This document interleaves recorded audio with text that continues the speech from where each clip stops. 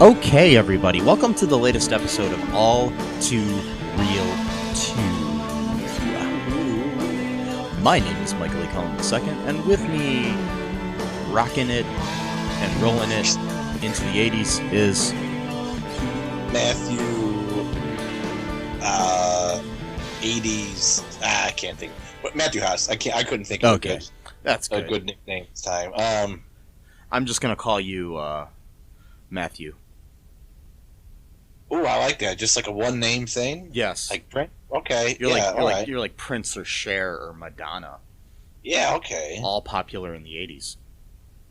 I wasn't that popular in the 80s because I was just like a little kid, but like... but they all were. So They all were, yeah. So it works. Yeah. Anyways, today on the show... I'm an 80s and 90s child. Yes. Because I was born in the early 80s, so I have enough memories of the 80s to be considered an 80s child, but I was primarily more 90s, early to mid 90s child. So I'm like in that little in between, place or whatever. Yeah, I was born in the late 70s, so I was an 80s child. Yeah, a little bit of exactly. 90s, not much 90s, but a little bit. Yeah. Yes. So, anyways.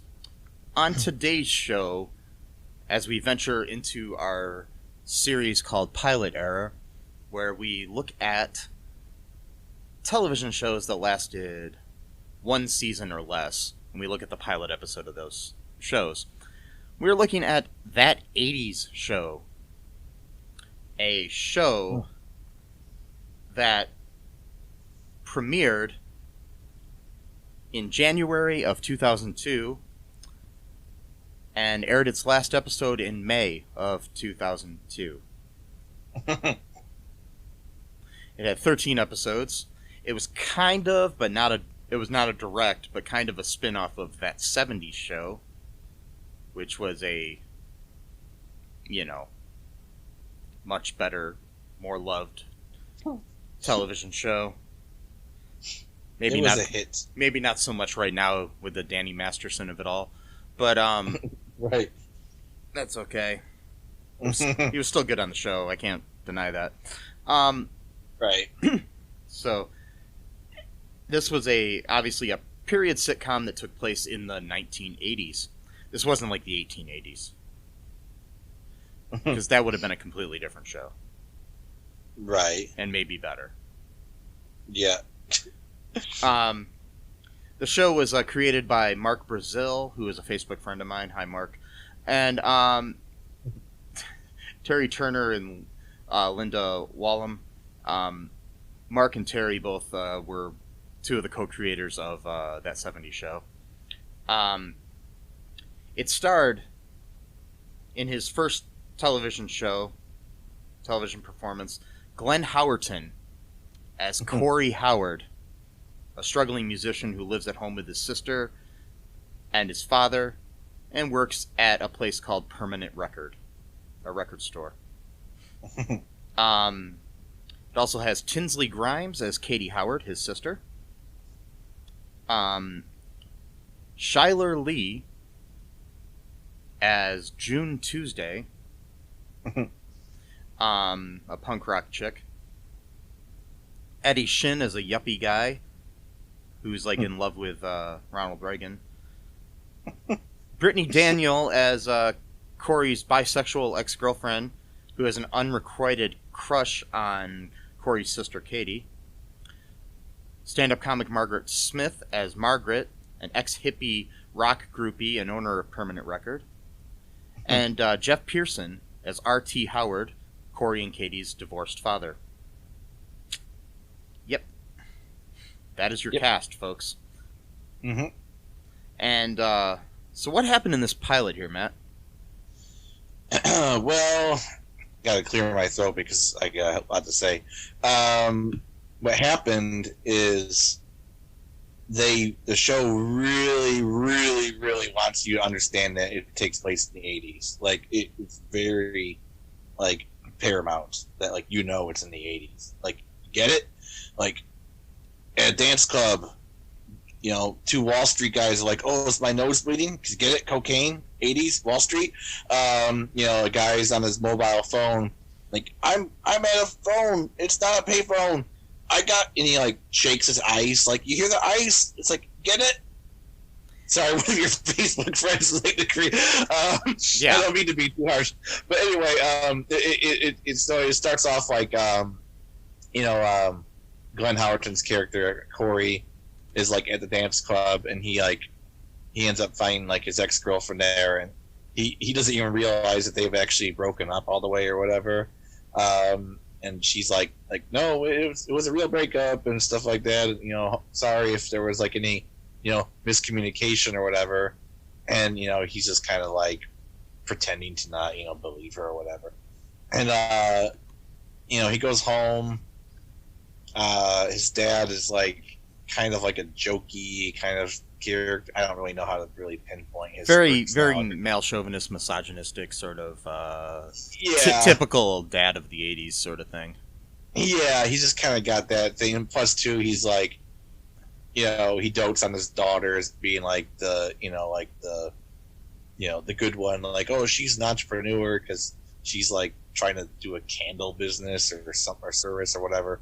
Yeah. And which is funny because they talk about his philosophy degree, which is hilarious because he plays Jack Griffin in AP Bio, and he literally is like a philosophy professor at a philosophy. I just thought that was kind of funny, Not sure if that was connected at all, or probably not. Yeah, it was just kind of funny, And he works at the record store, and, like, the owner is just like, I don't even really know, like, she's like a blank slate character. I mean, she doesn't really have, like, any emotions at all. Like, she's just kind of like, yeah. Oh, I used to hook up with this rock star, like, type of thing. Like, in really good. Actually, they did write to Margaret Smith's strength, though, because that's how she does. She's a really, really funny stand-up comic. Okay. And that's kind of how her delivery is, and it works really well in the stand-up world. Maybe not so much in a sitcom. But, yeah. But she's kind of this one-note, kind of one-liner sort of really funny comic. She was really big in the, like, I don't know, 90s and 2000s and stuff. So I think she writes for Ellen DeGeneres now or something, but she's pretty funny. That's cool. Yeah, so for some reason, though, he gives his buddy a ride to work every day, even though he's, like, some big time, which I didn't really understand that aspect of it. It's like he's like some, like, I don't know, corporate dude or whatever, and yet he can't afford his own car for some reason or something, and needs, like, his philosophy major best friend works at a record store to take him to work at whatever. Well, it should be that it's probably that he wants to be a big, time yuppie, but he's not really a yuppie. Oh, I see. Yeah. Yeah.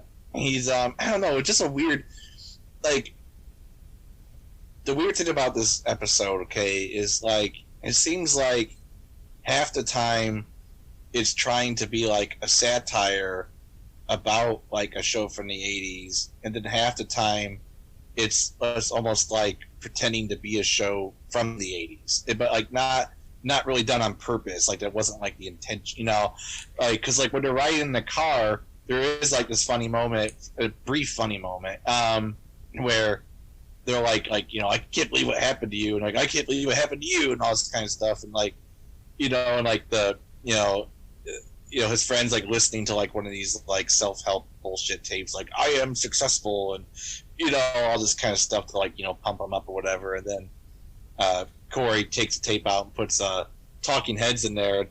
The guy's like, the lyrics basically saying, like, how did I get here? This is not my beautiful life or whatever. And then, like, Corey's like, I deserve a big house, like kind of making fun of it, I deserve a beautiful wife, so it's like, it's kind of funny, he's razzing him a little bit, and all of a sudden it gets into like just such a cheesy, okay, so that brief moment was taken away now with, this thing, and I don't know, man, just, not a lot really happened in this episode, really. So basically, then, Corey gets to work. He goes there, and while he's there, he is upset because, he just got broken up with. And I did like the delivery of Margaret, where he says something like, I got broken up with, I got dumped by my girlfriend for a woman. And she's just like, it happens. just the way she said it, it was pretty funny. Yeah.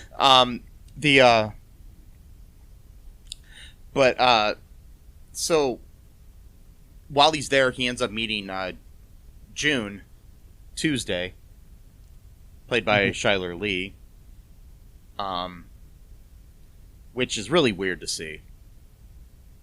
I just want to point this out because if you're a fan of her on Grey's Anatomy, or which she was on for a little bit, or especially Supergirl, which I'm a big fan of, and I know you are, Matt. She, you can't even believe that's the same actress, really. I can't, no. No, kind of shows her strengths, that she's versatile as an actress. She's this punk rock chick with like really spiky hair.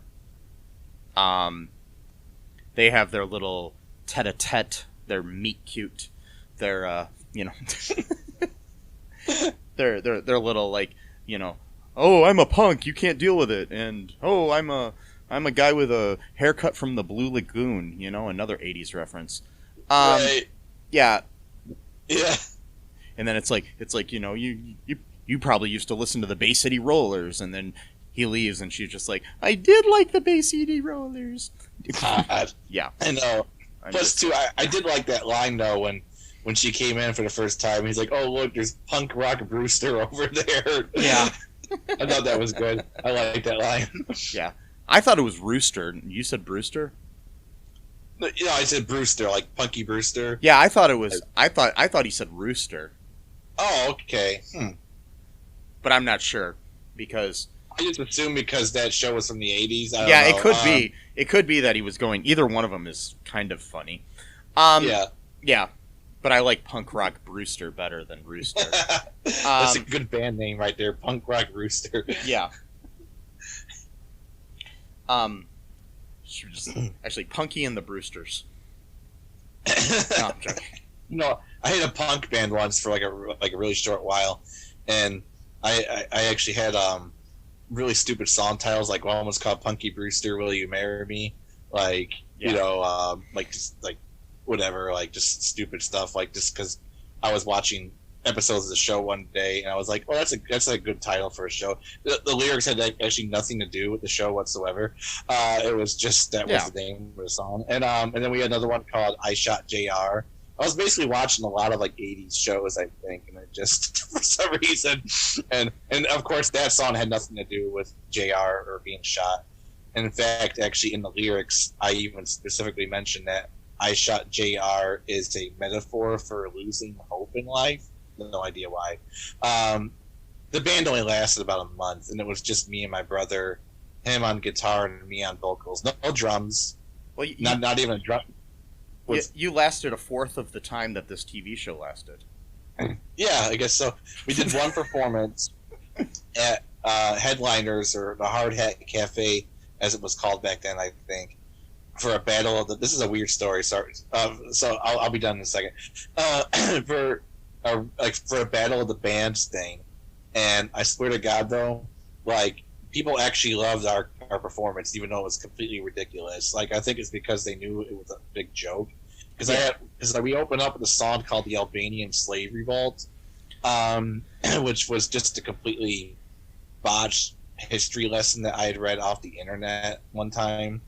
where it was about how, I guess, like the Ottoman Empire was trying to encroach upon Albania or something like that, and then the Albanians revolted against them. So I was like, oh, cool, the Albanian slave revolt. Okay, I guess that sounds cool. And the lyrics to that song were pretty stupid. Anyway, sorry, this is a weird, weird tangent right there. But we were called Attack of the Id. I came up with that name. And the id, is like the opposite of the ego. Yeah. The id's kind of like basically like the stuff you don't have control over. It's kind of like the reactions that you have when you don't have like a strong ego to put you in check or whatever. Anyway, yeah, fun times. And speaking of Punky Brewster, you should check out the the Peacock the Peacock reboot of that. That was really good. Also on Hulu, Soleil Moon Frye has a documentary out that she directed called Kid 90, which I watched, which I highly recommend anybody watch. It's her home movies and stuff from the 90s when she was growing up. Oh wow. Yeah, it's pretty, I don't know, it's very moving documentary. I highly recommend it. So anyways, back to that 80s show. So so later on, the dad came into the store. Was that before or after? When was that? I don't know. At some point, he comes into the store. This was after he got broken up with, I think, because she mentioned, because that at first, the boss said, like, you're going to be both working together or whatever, and then I think the next day. Yeah, so there's a scene at one point where it's just the scene where the sister Katie is just sitting there randomly being completely 1980s. There we go. Yeah. So she's just sitting there with a wine cooler in her hand, listening to Love is a Battlefield on the MTV or whatever. Mm-hmm. Yeah. And singing along with it and dancing. And then Sophia, Brittany Daniel's character, the ex-girlfriend of the brother, comes over. Blah, blah, blah. She ends up kissing Katie. Mm-hmm. Yeah. And that's the name of my band, Kissing Katie. It's we only play hymns from the 15th century. It's a weird thing, but it is what it is. But the whole she kisses Katie, and then Katie's like, whoa, what's up, sort of thing, kind of doesn't, she wants to be friends still, and blah, blah, blah. And so then we have a scene later on. These may be out of order, folks, but it doesn't matter. It really doesn't matter.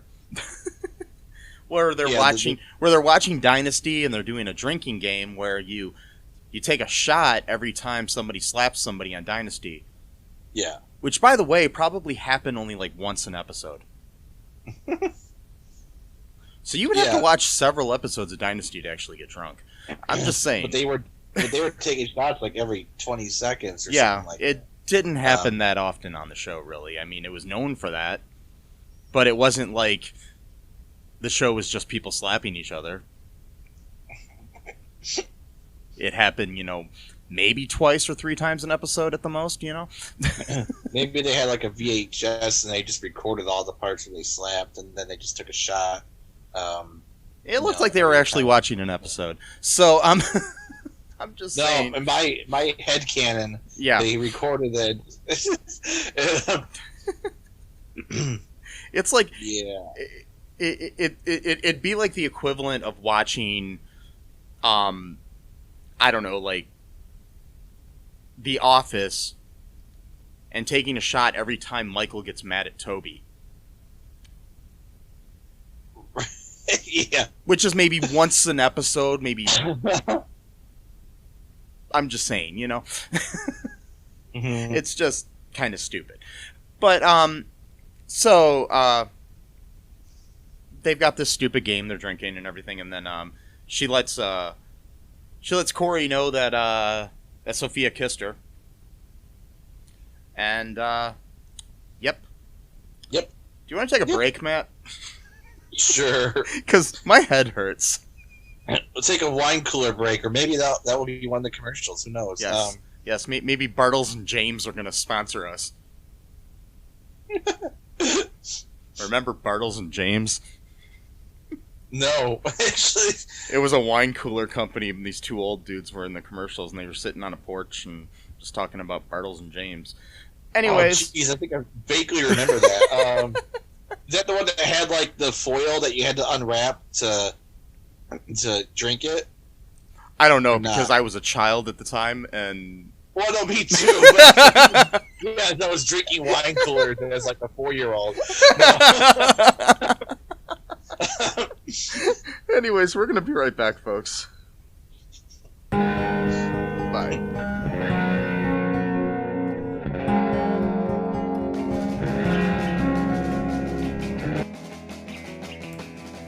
What is Gen X? What is the silent generation?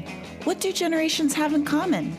Hi, I'm Trish the Dish from the Gen X Voice podcast, and I invite you to listen to conversations I have with folks from different generations, backgrounds, beliefs, and experiences in an attempt to see what connects rather than divides us.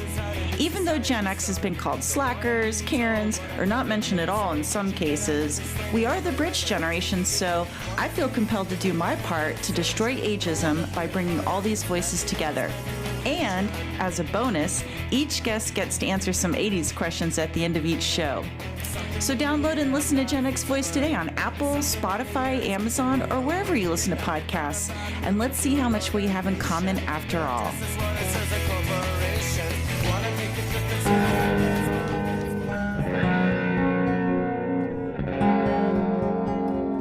And thank you for your support.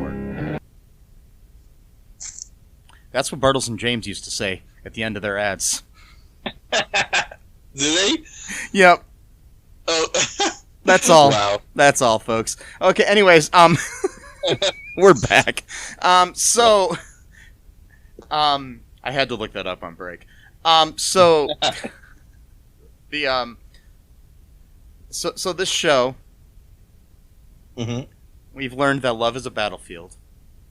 Yes. And that,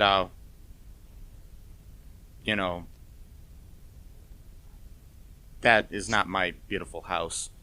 That is not my beautiful wife. Yeah. Yep. We've learned a lot so far, haven't we? About the 80s. Yes. It takes place in the 80s. Do you understand that? Yes. By the way, it takes place in the 80s. It's in the title. It is. Yes. So in the title. So next in this episode, after they find out that Sophia kissed Katie, at some point, Corey decides to go work for his dad. Oh yes. In something shoehorned into this episode that could have been a whole episode itself. Mm-hmm. Just want to point that out.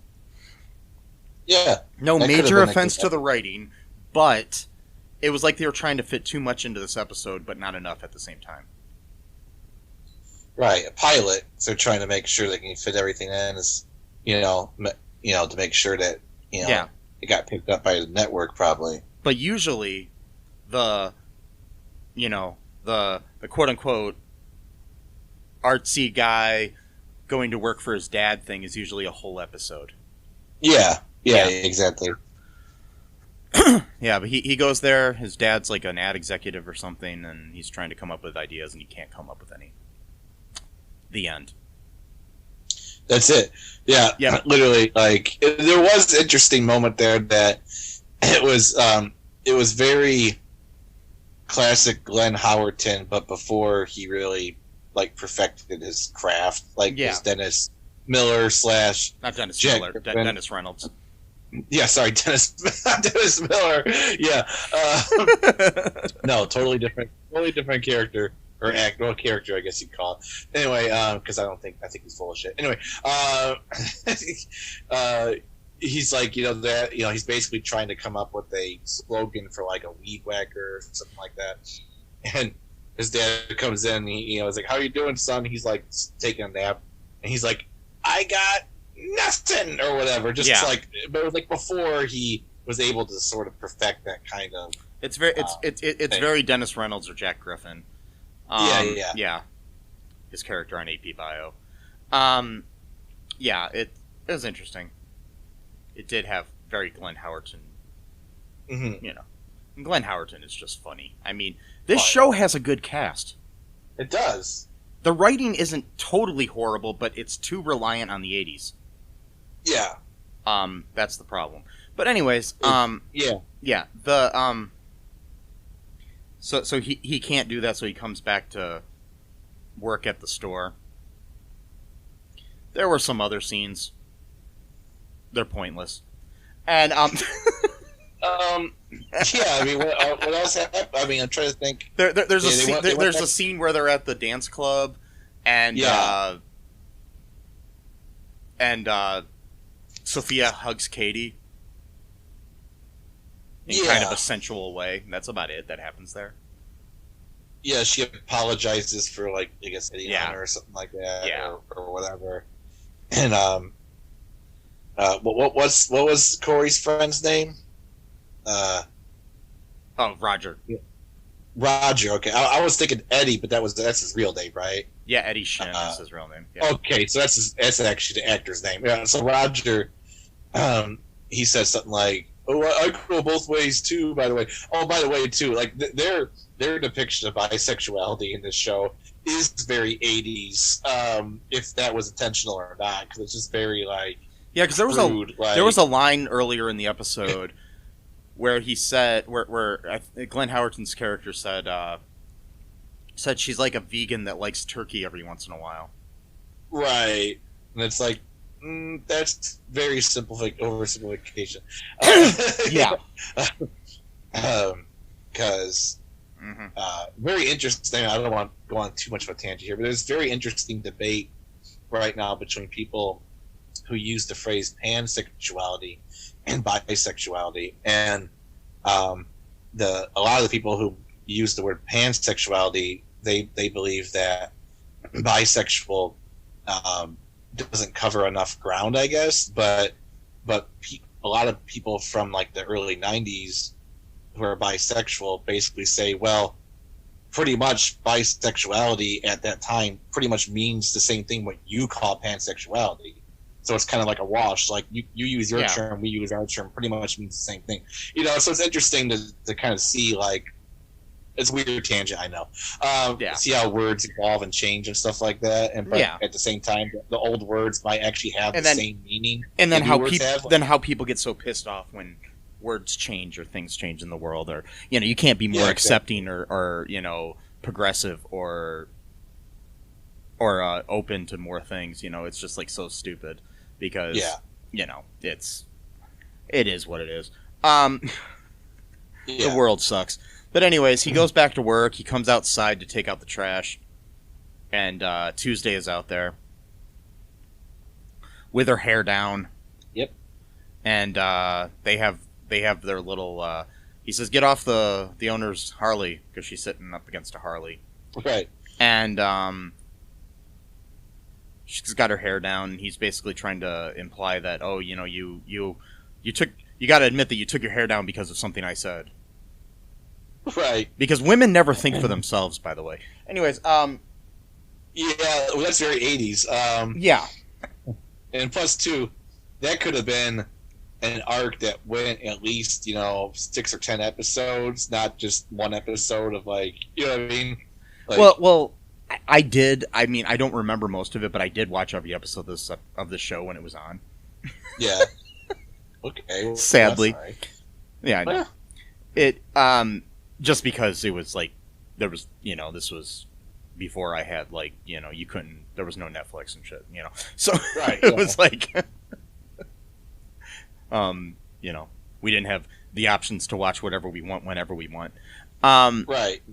Like you taped everything. Yeah. Took out your VHS tapes or DVDs or whatever. And So I watched most of the episodes, I should say, probably not all of them, but they kind of went into a whole thing where there was a will they, won't they sort of thing with June and Corey, and they kind of did start dating each other in the whole second half of the series, the last, you know, 6 episodes.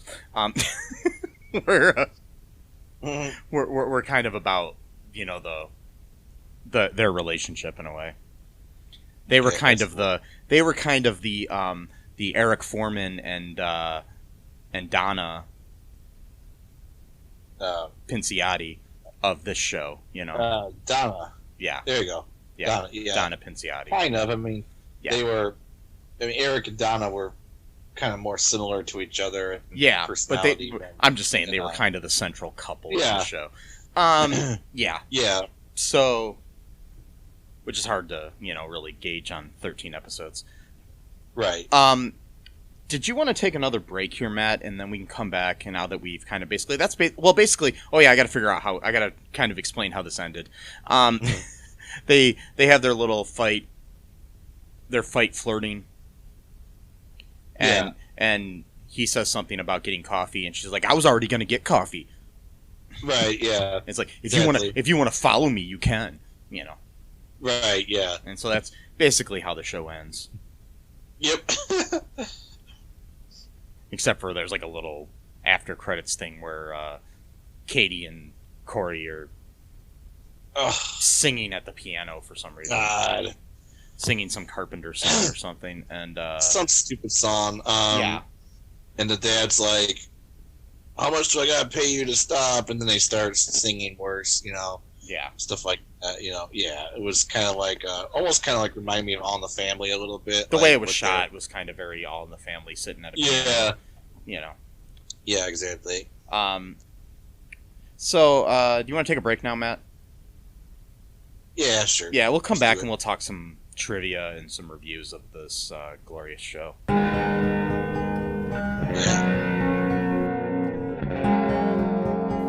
It's the ninja from the Ask the Angry Ninja Show saying, come listen to the show. We got the ninja wife to give you your movie reviews. We got the conscript to give you the ninja news. And we got the battle to talk about your sports. And as always, it is the Ask the Angry Ninja Show.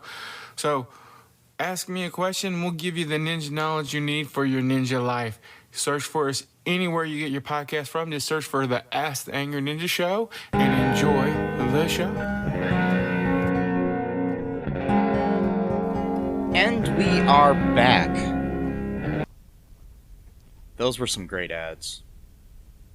I agree. I don't know what they were for. Yeah, but I guess they were good. Yeah. Hopefully. And thank you for your support. Yeah. As Bartles and James would say. So, okay. Here's this website I found called Terrible TV Shows. Oh, boy. And here's what they have as Why It Sucks. I'm just gonna... Despite being a spin-off of that 70s show, it has nothing in common with that show besides the name. It was only made to cash in on the newly emerged 1980s revival that dominated the 2000s. None of the cast members of the characters from that 70s show appear in the spin-off. Bland, one-dimensional characters. All of the daring stuff that made that 70s show popular is absent in this spin-off. Cheap and forced humor that relies on 1980s references. Boring episode plots. Pointless celebrity cameos from the 80s, celebrities like Tiffany and Pat Benatar. Similar to Henry Danger and many modern sitcoms, this show overuses the laugh track as if the audience was high on cocaine. Yeah, redeeming qualities. a good selection of 1980s music, such as Killing Joke's 80s as the main theme. Mhm. And then the second thing that they have is there are a handful of funny jokes. Yep. Here's some trivia. The show was Glenn Howerton's acting debut. Oh, wow. Corey Howard, Glenn Howerton's character, is supposedly the cousin of Eric Foreman from that 70s show, which is never brought up in the series itself. What? Wow. Yeah. Which is funny because the night before this show premiered, Brittany Daniels, who plays Sophia, played Eric's cousin in an episode of that 70s show. Wow. So, but she wasn't his cousin in this show. From what side of the family would that be? His dad? I don't know. I don't know if they ever said. I just remember it was like the name of the show was like Eric's hot cousin. Yeah. Interesting. It was like this point where Eric even had a crush on his cousin, sort of storyline. It was weird. Huh. I guess later on in the show, Chyler Leigh appeared. Oh, wow. Yeah. So 3 of the show's actors, Glenn Howerton, Chyler Leigh, and Brittany Daniel, would go on to star in the well-received adult sitcom It's Always Sunny in Philadelphia as Dennis Reynolds, Charlie Kelly, and Carmen the transsexual. Wow. Yeah. Interesting. Yep. Yeah, I forgot that Brittany was in that. She played the Carmen. Okay. Yeah. So there's some trivia here.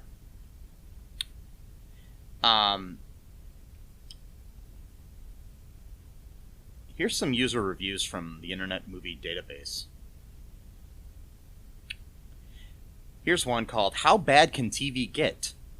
This was from HN93, written on the 18th of March 2002. What a poor effort. That 80s show aired in New Zealand tonight, and it was a new high in low for TV. Seriously, unfunny, lame characters, and poor cash-in on the success of that 70s show. Anyone who derives enjoyment out of this probably can't remember yesterday, let alone the 1980s. Good one, Fox. Cancel Married with Children and Futurama and put this on? Quality program. Nah, who needs that? Wait, when did they cancel Married with Children? It went off the air shortly before that, and honestly, oh wow, and honestly, Married with Children ended on its own terms. It was never canceled. Okay, so that's but they did cancel Futurama, and then it was brought back later on. On Comedy Central. Right, yeah. Interesting. Okay, here's one called Too Bad. This was written on March 19th, 2003, from Darth Bill. It really wasn't all that different from that 70s show. Just about every joke was thrown in. Some funny, some not. I admit I only tuned in to see the adorable Tinsley Grimes. I think this show could have become something better than it was if it had been given more of a chance. And also, if the writers had taken it more slowly with things like the love-hate relationship between Corey and Tuesday. I think another problem with the show was the lead character of Corey himself. The writers weren't sure what to do with him. He was supposed to be a nice guy. He was supposed to be a jerk. They hadn't figured him out yet. But that's why you have to give a show like this time, so you can flesh out your characters and figure out who they really are. Yeah. Okay. And she was adorable, by the way. Yeah. I liked her. She had like a recurring role on Smart Guy. The show about the kid who was smart. I don't remember that one. It was a show. It starred T.J. Mowry, the brother of Tia and Tamara, and then also had Omar Gooding, the brother of Cuba Gooding, and I just wanted to point that out, that there were two brothers of other people that are more famous. Yeah, it was a really good show. It was like a TGIF show that I think transferred over to the WB. Yeah, it's on Disney Plus. If you haven't watched it, I highly recommend it. Cool. The pilot episode is shot on the sets of Boy Meets World. Okay. And then they get their own set in the second episode. So, just letting you know that. Okay. So, but no, she had like a small role on that from time to time, and I always thought she was cute. Okay. Here's a 10 out of 10 review.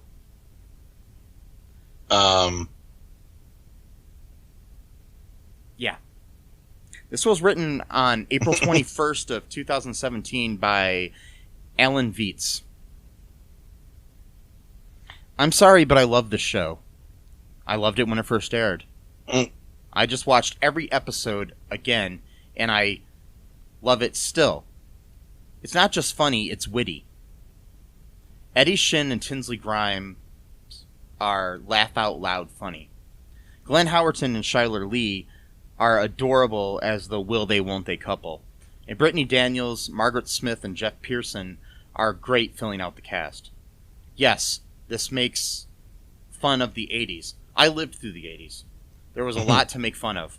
If you can watch this series without a smile on your face, then you don't want to be happy. Okay.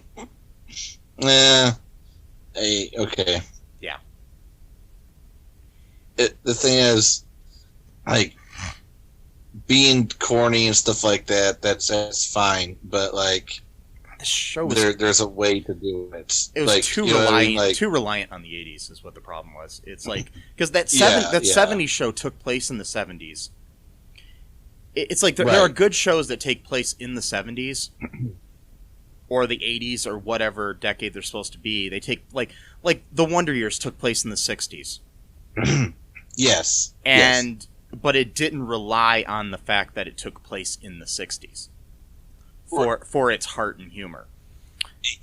Yeah, exactly too. And it's like there's a way to you can still drop references into the era you're in, but like that shouldn't be like the butt of the joke. Or so, for example, like I know in one of the episodes of that 70s show, they were trying to get like tickets to go to Led Zeppelin or something like that.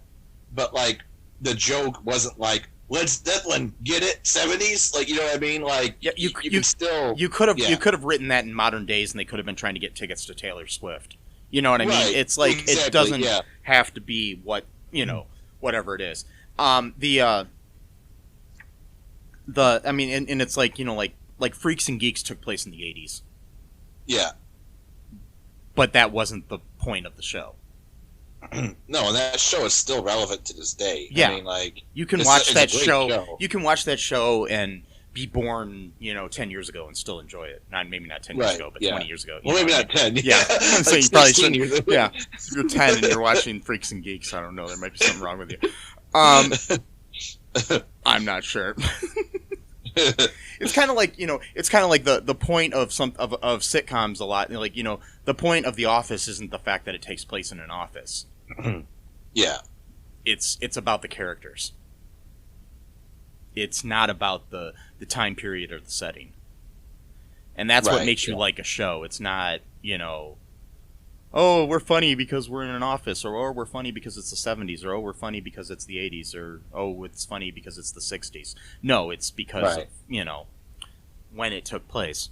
I mean, it's not because of when it took place. It's because of the characters and the plots that could happen anywhere or any time, almost. Yeah, that's the problem with this show. So, would you recommend anyone watch this show, Matt? Maybe as, I don't know, if you're just like messing around, you just want to watch something that's kind of funny, like if I don't know, like if you're not really paying attention to it, or like if you just want to like say, like show someone like, hey, this is a show that came out like in the early 2000s and it, only had one one short season, maybe. Do you think the show could have lasted if it was like maybe developed better? I mean, I only watched the pilot episode, so I don't know. But like based off of that, I think that if they didn't make, for one thing, the set was also very limited. I mean, like most of the scenes only took place in like the club, and like, well, I guess technically the same thing happened in that '70s show. They spent a lot of time in the basement, but like, I don't know. I mean, if they developed, if they developed the characters more and they did more, I don't know, just more cinematography. Just take some more risks. I mean, like the very first episode, pilot episode of that '70s show, Eric gets drunk or whatever, and it actually makes like the room like spinning, when he's trying to talk to his parents or whatever. Like that was pretty cool.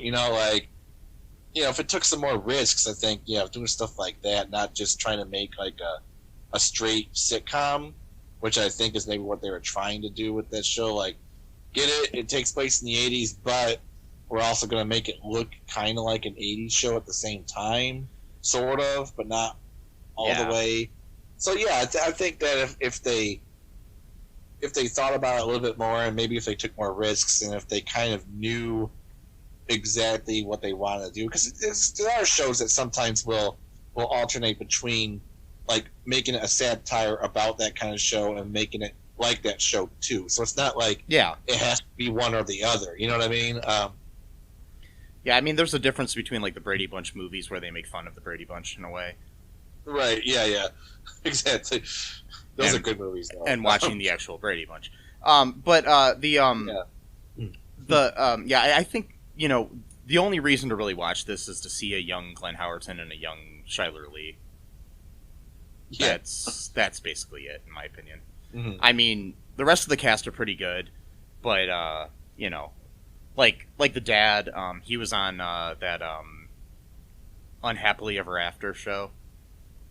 Which speaking of Married with Children, which was like basically a Married with Children kind of clone, created by the same people, but with a talking bunny, and but he was basically playing that same character in a way. So it was kind of like, I mean, he's a good actor, Geoff Pierson, but it's just kind of, I mean, I've seen him in a lot of things where he's a really good character actor, but this, I don't know, it just seems like it was a retread. But yeah, like I said, young Chyler Leigh, young Glenn Howerton, young Brittany Daniel, actually. It's good. It's good to watch for that aspect. The cast is good, but I wouldn't really watch much of it. I mean, it's not like a rewatchable show. Anyways, anything else, Matt, before we go? Just if you want to check out my old guitar teacher's album, he's a jazz guitarist. He's got a new album coming out called Low Rent Space, from the, what's it called? The Quick Quartet, I think is what the band name is called. Yeah. Jason Quick is his name. Yeah, Jason Quick, really, really good guitar, good jazz guitar. If you don't like jazz guitar, it's not. He's got his own style that's kind of makes it a little bit more listenable for people who maybe don't normally listen to jazz. So it's not like it's too like you got to be like part of the jazz elite to listen to this, type of thing or whatever. I mean, I'm not sure if there is such a thing called a jazz elite. It's like an organization, like membership kind of thing. Like they're all reptilian people. Yeah, the reptilian jazz. Yeah. So, hey, it's true. We said it on the internet, so it's true now. We don't need evidence. We don't need evidence or proof. No. Nope. It's in the Bible. Anyways, so check that out. Check out Matt's music. Be sure to like our Facebook page, follow our Facebook group. Go to All2ReelToo.com. That'll just take you to our Facebook page if you want to go there right now. Do us a big favor. Here's something I haven't asked for in a while. Go on iTunes and give us a review. I don't even care if it's a bad Yeah. one. Yeah. Just give us a review. Because the more reviews you get, the more chances people will listen to the show. It helps with the metrics and all that shit I don't understand. All that algorithm crap. Yeah. Algorithm. Ooh. Get it? Because Al Gore claims he invented the internet, which we all know he did not, because he's a liberal. That explains it all. Yep. Mm-hmm. I'm Alex Jones, and the frogs are becoming gay. And anyway, so gay, and I subsist on a diet off of beer and chicken wings, buffalo wings, why my voice is completely shot. Yep. New World Order. Globalism. Yep. Mm-hmm. Keep America great. Anyways, so be sure to check that out. Like our pages, like our show, follow us. Just whatever you can do, share the show. I want to get us more listeners, and I think we can. Me too. So if because people ask how they can support the show, and that's basically how you can. And if you do support the show, like Bartles and James, you know what I'll say? Thanks for your support. Until next time. Bye-bye. Thanks for listening to All2ReelToo podcast, a Cullen Park production. Produced and edited by Michael E. Cullen II. Music by Matthew Hawes. Subscribe and share the show. Visit us at cullenpark.com.